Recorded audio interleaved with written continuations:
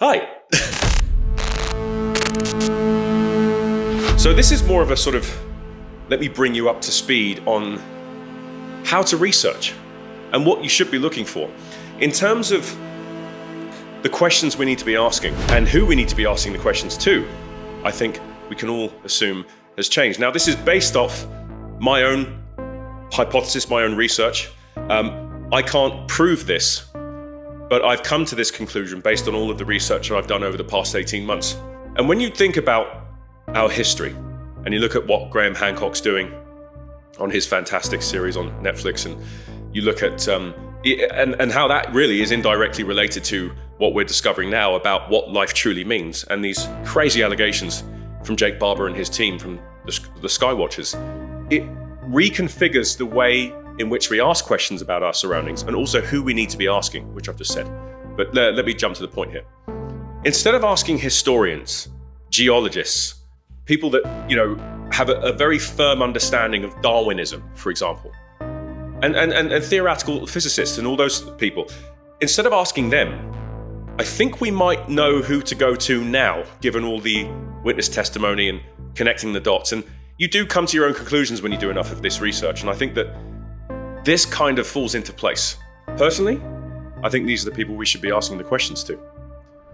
Lockheed Martin Skunkworks, Northrop Grumman Advanced Development Programs, Raytheon, BAE Systems, Boeing Phantom Works, Bigelow Industries, and of course, my favorite one, the Department of Energy, the DOE. These private aerospace firms and said energy company that deals with America's energy, I think are complicit in terms of the UAP phenomenon. They know exactly what's up. They've done more research than anyone. And one of those entities on this list has spent more money privately than anyone else in the history of this topic, which is Robert Bigelow from Bigelow Industries. All of this to me screams, hello, the elephant's in the room and we're not addressing it. Those are the people we need to be asking these questions. So if I was, let's say, David Grush, Lou Elizondo, or Carl Nell, that could potentially be a part of the National Security Council, I'd be subpoenaing all of these guys almost immediately. Now, this is my own hypothesis. I can't prove this. But based on the witness testimony that is publicly available, that's not coming from me, this is what I've concluded. So the next time you want to think about who to ask about this stuff and where to go, they're the front runners.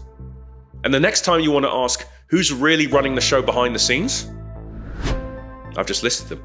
I think, personally, these are the guys running the show. And I don't just mean within the world of UAP. I think by default, they probably run the US government to some degree. We've heard allegations of stonewallers and gatekeepers intimidating Congress members. That's come directly from Jake Barber, who was on the other side of this. He was one of the people keeping people's mouths shut, and he decided to have a change of heart based on Michael Herrera's testimony back in Washington when there was a whistleblower convention. So these are things that you need to start thinking about, and the way that we need to start re-educating ourselves on what life truly means. What else have they kept hidden from us? And what else do we need to know? And I'll leave you with this.